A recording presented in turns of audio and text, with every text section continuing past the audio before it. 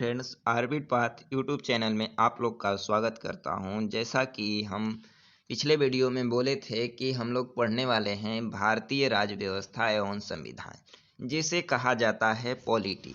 क्या कहा जाता है? पॉलिटी इंग्लिश में। ठीक है, तो आज पढ़ेंगे हम लोग संविधान का पहला टॉपिक। क्या है? भारतीय संविधान का इतिहास। कि भारत का जो संविधान बना था वह कैसे बना था, कब से बना था, ये सब आज के टॉपिक में हम लोग क्लियर करेंगे। और क्या क्या टॉपिक होने वाले हैं? संविधान सभा पढ़ने वाले हैं। और क्या पढ़ेंगे? संविधान की प्रस्तावना, संविधान की विशेषताएं, संविधान के स्रोत, संविधान के भाग, संविधान की अनुसूचियां, संविधान के अनुच्छेद, संघ और उसके राज्य, नागरिकता। ये सब वन लाइनर के फॉर्मेट में हम लोग पढ़ने वाले हैं। इसके बाद भी बहुत सारे टॉपिक हैं। कुल मिला के हमारे पास 38 टॉपिक हैं। 38 क्या 39 टॉपिक हैं, जिसको हम लोग भारतीय संविधान में कवर करेंगे। तो दोस्तों, जो वीडियो आपको होने वाली है वह 39 वीडियो होने वाली है। 39 टॉपिक तो 39 वीडियो होने वाली है।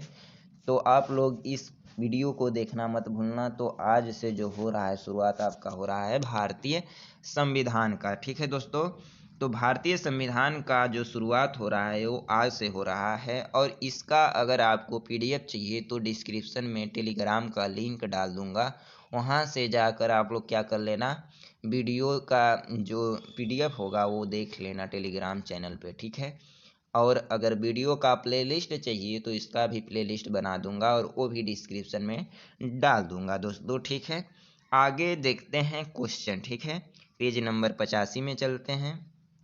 1 मिनट। ठीक है दोस्तों, आ गया पेज नंबर 85। तो क्या है? 1 मिनट दोस्तों, यहाँ है।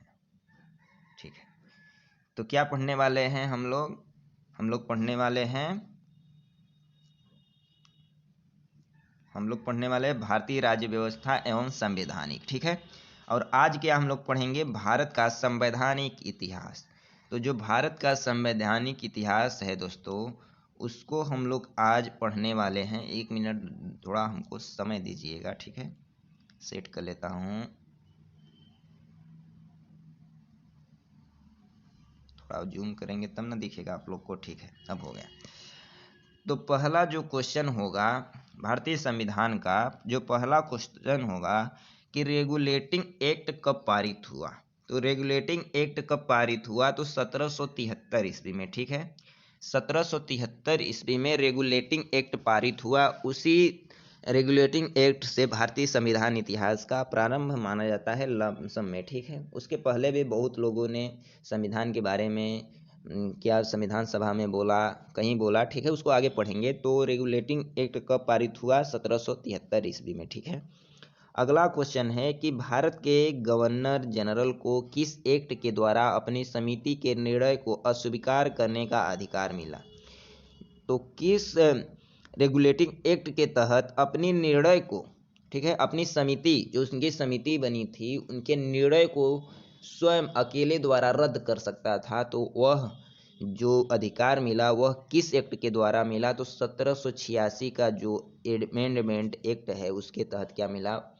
भारत के गवर्नर जनरल को यह अधिकार मिला था दोस्तों। ठीक है, अगला क्वेश्चन है कि महारानी विक्टोरिया को भारत की साम्राज्ञी कब नियुक्त किया गया। तो महारानी विक्टोरिया को भारत की साम्राज्ञी कब नियुक्त किया गया? तो 1858 ईस्वी में। ठीक है, 1858 ईस्वी में भारत का साम्राज्ञी किसे नियुक्त किया गया? तो महारानी विक्टोरिया का। ठीक है, विक्टोरिया को। अगला क्वेश्चन है कि मार्ले मिंटो सुधार का उद्देश्य क्या था। तो मार्ले मिंटो सुधार का उद्देश्य क्या था? पृथक निर्वाचन प्रणाली। ठीक है, तो जब से निर्वाचन हुआ, जब से भारतीय संविधान में भूचाल आया बनने के लिए लोगों को द्वारा विद्रोह किया गया, जब से ये टॉपिक क्लियर आपको करेगा। ठीक है, आप लोग सोच रहे होंगे तो भारतीय इतिहास पढ़ा रहा हूँ। नहीं दोस्तों, भारतीय इतिहास में भी हम लोग पढ़ेंगे, लेकिन ये भारत का संवैधानिक विकास जो है, शुरुआत जहाँ से है वहाँ से हम लोग पढ़ रहे हैं। ठीक है, तो इसको भी आप लोग पढ़ लीजिए। अगला क्वेश्चन है कि मार्ले मिंटो सुधार बिल किस वर्ष पारित हुआ। तो 1909 में मार्ले मिंटो सुधार पारित हुआ। ठीक है, अगला क्वेश्चन है कि मुसलमानों के लिए अतिरिक्त निर्वाचन मंडल प्रारंभ में किसके द्वारा लाया गया था। तो मार्ले मिंटो सुधार 1909 में। ठीक है, आगे क्वेश्चन देखेंगे कि 1909 के इंडियन काउंसिल एक्ट में किस बात की व्यवस्था की गई थी दोस्तों? तो सांप्रदायिक प्रतिनिधित्व की व्यवस्था की गई थी, ठीक है, 1909 में। अगला क्वेश्चन है कि मॉन्टेग्यू चेम्सफोर्ड सुधार में प्रावधानों का सार क्या था? तो प्रावधानों का सार क्या था दोस्तों? प्रांतों में दोहरा शासन। क्या था दोस्तों? प्रांतों में दोहरा शासन। मॉन्टेग्यू चेम्सफोर्ड सुधारों का जो प्रावधान था वह क्या था? प्रांतों में दोहरा शासन। अगला क्वेश्चन है कि भारत का संविधान लागू होने तक स्वतंत्रता के पश्चात इसका शासन किसके अंतर्गत चला गया? तो किसके अंतर्गत चला गया? 1935 के भारत सरकार अधिनियम के अनुसार चला गया भारत की स्वतंत्रता का उद्देश्य, ठीक है। तो 1935 का जो भारत सरकार अधिनियम है ये बहुत बड़ा इंपॉर्टेंट रोल करता है भारतीय संविधान में, ठीक है, और इसी के तहत भारत से म्यांमार भी अलग हुआ था। अगला क्वेश्चन क्या है कि भारत की आज़ादी के समय इंग्लैंड में किस पार्टी की सरकार थी? तो भारत में जो आज़ादी का समय था 1947, उसमें उस समय अंग्रेज का सरकार कौन था? लेबर पार्टी की सरकार थी, ठीक है। अगला क्वेश्चन है केंद्र में द्वैध शासन प्रणाली को किस अधिनियम के अंतर्गत स्थापित किया गया था? तो द्वैध प्रणाली कब आया था? तो भारत सरकार अधिनियम 1935 के द्वारा केंद्र में ठीक है, केंद्र में द्वैध शासन प्रणाली लागू किया गया, ठीक है। अगला क्वेश्चन है किस अधिनियम की प्रमुख विशेषता प्रांतीय स्वायत्तता थी? तो 1935 की क्या विशेषता थी? प्रांतीय स्वायत्तता थी, ठीक है दोस्तों। थोड़ा पानी पी लेते हैं।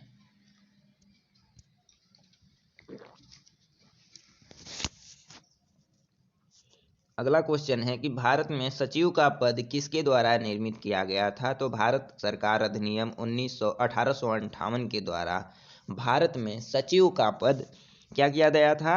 निर्मित किया गया था। अगला क्वेश्चन देखेंगे कि किस अधिनियम में कलकत्ता में सर्वोच्च न्यायालय की स्थापना का प्रावधान किया गया? तो रेगुलेटिंग एक्ट 1773। इसीलिए 1773 को भारतीय संविधान का इतिहास माना जाता है। क्यों? क्योंकि कलकत्ता में सुप्रीम कोर्ट की स्थापना की गई और सुप्रीम कोर्ट किसके लिए जाना जाता है? संविधानों के बचाव के लिए जाना जाता है, संविधान की रक्षा करता है। अगला क्वेश्चन है कि किस अधिनियम में भारतवासियों को अपने देश के प्रशासन में कुछ हिस्सा लेना संभव बनाया? तो चार्टर एक्ट 1833। चार्टर एक्ट 1833 ने भारतवासियों को अपने देश में कुछ हिस्सा प्रशासन में कुछ हिस्सा लेना संभव बनाया। अगला क्वेश्चन हो जाता है कि किस अधिनियम के अंतर्गत भारतीय विधान परिषद को बजट पर बहस करने का शक्ति प्राप्त हुई? तो भारतीय विधान परिषद को बजट पर बहस करने का शक्ति किस अधिनियम के द्वारा प्राप्त हुई? तो भारत परिषद अधिनियम 1892 के द्वारा, ठीक है। अगला क्वेश्चन हम लोग देखेंगे कि भारत का संघीय न्यायालय किस वर्ष में स्थापित किया गया? तो 1937 में भारत का संघीय न्यायालय स्थापित किया गया दोस्तों। अगला क्वेश्चन है केंद्र में कौन सा एक्ट द्विसदनीय विधायिका लाया? तो एक्ट 1819 जो था वो केंद्र में द्विसदनीय विधायिका लाया। अगला क्वेश्चन है 1935 का गवर्नमेंट ऑफ इंडिया एक्ट क्यों महत्वपूर्ण है? तो 1935 का गवर्नमेंट ऑफ इंडिया एक्ट क्यों महत्वपूर्ण है? यह भारतीय संविधान का प्रमुख स्रोत है, ठीक है। तो भारत का जो वर्तमान संवैधानिक ढांचा है वह बहुत कुछ 1935 के अधिनियम से लिया गया है, जो पहले बता चुका हूँ, ठीक है। आगे क्वेश्चन देखते हैं। आगे क्वेश्चन क्या होगा? आगे दोस्तों ये टॉपिक होता है समाप्त, ठीक है। अगला टॉपिक जो होगा संविधान सभा होगा। तो इस वीडियो को अगर अच्छा लगे तो लाइक और चैनल को सब्सक्राइब कर देना दोस्तों। अगला हम लोग टॉपिक पढ़ेंगे संविधान सभा। तो आज के लिए बस इतना ही, धन्यवाद, ठीक है।